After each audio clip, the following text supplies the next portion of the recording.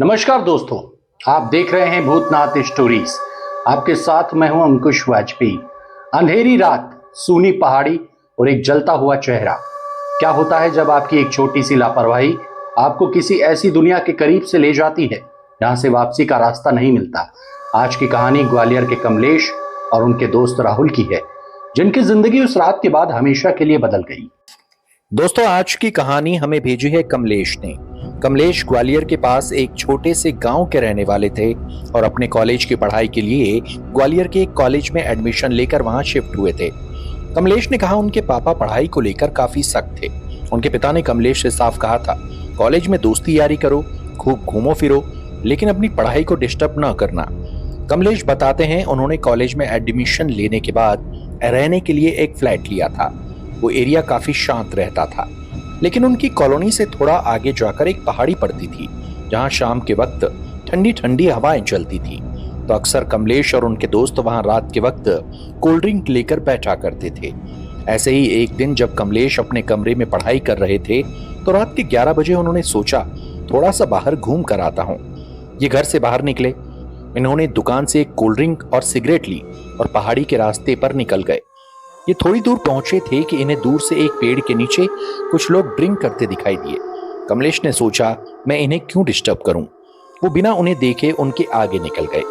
कमलेश पहाड़ी के रास्ते से जाते हुए एक पेड़ के नीचे बैठ गए। उन्होंने सिगरेट जलाई और बैठकर मोबाइल में गाने चलाते हुए सुनने लगे। अभी कुछ ही देर हुई थी, अचानक बहुत सारे कुत्ते उनके सामने आकर खड़े हो गए और उन पर भौंकने लगे। कमलेश वैसे भी स्ट्रीट डॉग से बहुत डरते थे, तो उन्हें लगा शायद मोबाइल में गाना बज रहा है, इसलिए ये कुत्ते मेरे सामने आकर भौंक रहे हैं। कमलेश ने अपने मोबाइल में बज रहे गाने बंद कर दिए। लेकिन दोस्तों, कमलेश हमें बताते हैं कुत्तों का भौंकना फिर भी बंद नहीं हुआ। कमलेश ने गौर किया, कुत्ते मुझे नहीं, मेरे पीछे खड़े किसी को देखकर भौंक रहे हैं।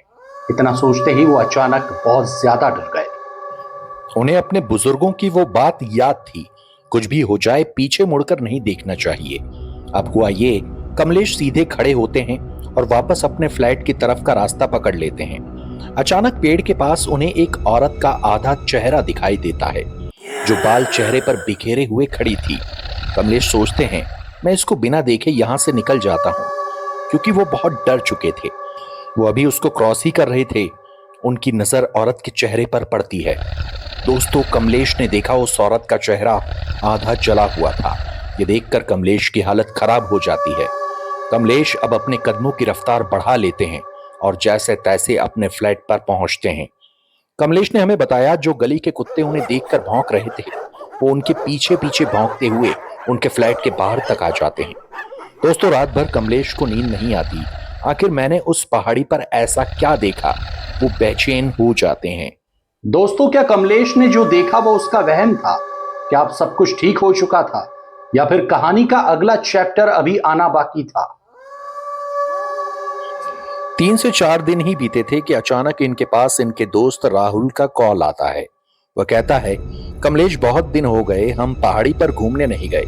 मैं सिगरेट और कोल्ड ड्रिंक लेकर वहां पहुंच रहा हूं, तू भी आ जा। इससे पहले कि कमलेश उसको कुछ कह पाते, राहुल ने कॉल काट दिया। कमलेश राहुल को लगातार 6 से 7 कॉल करते हैं, लेकिन वो कॉल नहीं उठाता। अब करीब 4 दिन का वक्त बीत चुका था। कमलेश के पास राहुल की मम्मी का एक दिन अचानक कॉल आता है। उनकी मम्मी कमलेश से कहती हैं, बेटा राहुल ने उस दिन तुम्हें कॉल किया था, तब क्या कहा था? कमलेश ने कहा, आंटी राहुल ने मुझे पहाड़ी पर बुलाया था, लेकिन मैं उस रात गया नहीं था। लेकिन आंटी क्या हुआ? दोस्तों, राहुल की मम्मी अचानक कॉल काट देती हैं। कमलेश ने सोचा बहुत दिनों से मैं राहुल से मिला भी नहीं हूं, ऐसा करता हूं उसके घर जाकर मिलाता हूं। कमलेश जिस वक्त राहुल के घर मिलने पहुंचे तो राहुल की मम्मी अपनी जॉब पर गई हुई थी। वो घर में अकेला ही था। जब वो उनके घर पर पहुंचे तो राहुल ने गेट खोला और अपने कमरे में जाकर बेड पर लेट गया। कमलेश भी उनके रूम में जाकर उसके पास बेड पर लेट गए। राहुल ने इस दौरान अपनी सामने की दीवार पर लगातार घूरा। वो लगातार छत के पंखे को लगातार देखे जा रहे थे, एकदम गुमसुम थे। कमलेश उनसे पूछते हैं, बता भाई तुझे क्या हुआ है? लेकिन वो कुछ नहीं कहते। थोड़ी देर बाद कमलेश उठकर पानी पीने लगते हैं और वापस जब वो पीछे मुड़कर देखते हैं तो राहुल के चेहरे पर उन्हें वही औरत दिखाई देती है जो उस दिन पहाड़ी के रास्ते पर उन्हें दिखाई दी थी। वो औरत कमलेश को देखकर हंस रही थी। ये देखकर कमलेश फिर डर गए और अपने घर की तरफ निकल आए। अब दोस्तों 4 से 5 दिन बीत चुके थे। राहुल की मम्मी एक बार फिर कमलेश को कॉल करती हैं और कहती हैं, बेटा आप राहुल से मिलने के लिए घर आए थे, इसने आपसे कुछ बताया? दोस्तों कमलेश यहाँ थोड़ी हिम्मत कर उनकी मम्मी को सब कुछ सच सच बता देते हैं। वो कहते हैं, आंटी मैं और राहुल अक्सर पहाड़ी के पास सिगरेट पीने जाया करते थे, प्लीज आप राहुल को डांटना मत। एक दिन रात को जब मैं अकेला वहां गया तो मैंने वहां एक औरत देखी थी जिसका आधा चेहरा जला हुआ था। मैं डर के मारे वापस फ्लैट पर आया, लेकिन 4 दिनों बाद राहुल ने मुझे कॉल कर वहां पर बुलाया था। मैं नहीं गया, राहुल को कुछ बताता उससे पहले ही उसने कॉल काट दिया। आंटी शायद वहीं से राहुल के साथ कुछ गड़बड़ हुई है। दोस्तों कमलेश एक बार फिर राहुल के घर पर जाते हैं। उसकी मम्मी भी घर में मौजूद थी। इस बार कमलेश जब राहुल के रूम में जाते हैं तो बुरी तरह डर जाते हैं, क्योंकि राहुल कमलेश का हाथ बुरी तरह से पकड़ लेते हैं और कहते हैं, उस रात अगर तू पहाड़ी पर आ जाता तो शायद मैं अकेला आज ये दर्द नहीं झेल रहा होता, हमारा दर्द आधा आधा हो जाता। दोस्तों जैसे तैसे कमलेश अपना हाथ छुड़ाकर वापस कमरे से बाहर आते हैं और कहते हैं, आंटी राहुल के पीछे जरूर वो चुड़ैल पड़ी है, आप किसी बाबा को बुलाकर उसको ठीक करवाइए। राहुल की मम्मी अपने परिचितों से किसी पंडित का नंबर लेती हैं। कुछ देर बाद वो पंडित उनके घर पहुंचते हैं, लेकिन जैसे ही वो घर में कदम रखते हैं राहुल अचानक जोर जोर से हंसने लगता है। वो हंसते हंसते कहता है, आ गया तू निकालेगा मुझे इसके शरीर से, तू कितनी भी कोशिश कर ले मैं इसको अपने साथ लेकर ही जाऊंगी। अब दोस्तों ये तो कंफर्म हो चुका था, राहुल के शरीर में कोई फीमेल एंटिटी है। पंडित राहुल के कमरे के बाहर नारियल और राई के दाने रखते हैं, फिर उसके दरवाजे के ऊपर एक कील ठोकते हैं और उसके बाद पूजा शुरू करते हैं। लगभग 3 घंटे तक ये पूजा चलती है। इस दौरान राहुल जोर जोर से चिल्लाते हैं और दीवारों पर नाखून मारते हैं, लेकिन बाद में वो बेहोश होकर गिर जाते हैं। अब यहां सवाल ये था, वो औरत कौन थी जो राहुल के शरीर में थी? तो दोस्तों पंडित ने जब राहुल के शरीर से उसे निकाला, उसके बाद उन्होंने राहुल की मम्मी से कहा, 2 साल पहले उसी पहाड़ी से कूदकर एक औरत ने अपना जीवन खत्म कर लिया था, लेकिन इसके पीछे का कारण क्या था वो कोई नहीं जानता। और वही औरत रात के वक्त पहाड़ी के रास्ते पर गुजरने वाले लोगों को लगातार परेशान कर रही है। तो दोस्तों राहुल खुशकिस्मत थे जो उनकी जान बच गई, लेकिन सभी खुशकिस्मत नहीं होते।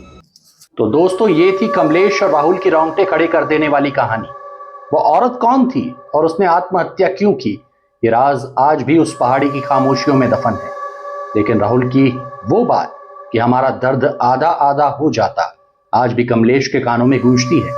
इस कहानी से हमें यही सीख मिलती है, कभी कभी अनजानी जगहों की खामोशी के पीछे बहुत गहरा और खतरनाक राज छिपा होता है। तो ये थी आज की हमारी कहानी। दोस्तों अगर आपके पास भी ऐसी कोई सच्ची कहानी है और आप चाहते हैं मैं उसे अपनी आवाज में सभी के सामने पेश करूं, तो आप नीचे दिए गए व्हाट्सएप नंबर पर हमें ऑडियो फॉर्मेट में भेजें। हो सकता है अगली कहानी आपकी हो। नमस्कार।